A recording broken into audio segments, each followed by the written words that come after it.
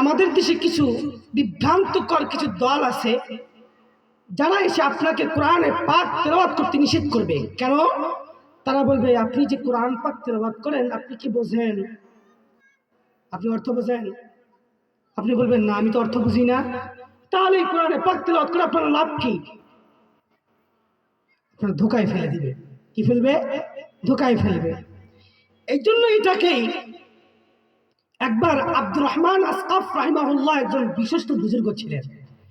তেনার কাছে এসে কিছু মানুষ জিজ্ঞাসা করছে, হুজুর আমরা তো কোরআন বুঝি না, পড়ে লাভ কি? পড়ে লাভ কি?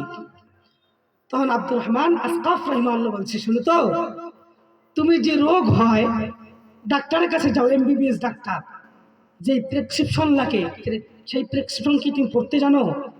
না তো জানি না। তো তুমি কি বুঝো? বুঝো না। তো তাহলে কি করো? ফার্মেসিতে যাই, প্রেসক্রিপশন ফেলাই দেয়, সেই অনুপাতে ঔষধ দেয়, সেবন করি। তুমি ভালো হও না? ওষুধ তো ভালো হয়ে যায়। আব্দুর রহমান আসকাফ রাহিমাহুল্লাহ বলে, কোরআন হলে এমন প্রেসক্রিপশন, সে বুঝুক চাই না বুঝুক, কেউ যদি তেলাওয়াত করে তার হৃদয়ে কম্পন সৃষ্টি হবে, আল্লাহ তাআলা প্রতি হরফে হরফে 10টি করে নেকি দান করে দিবেন।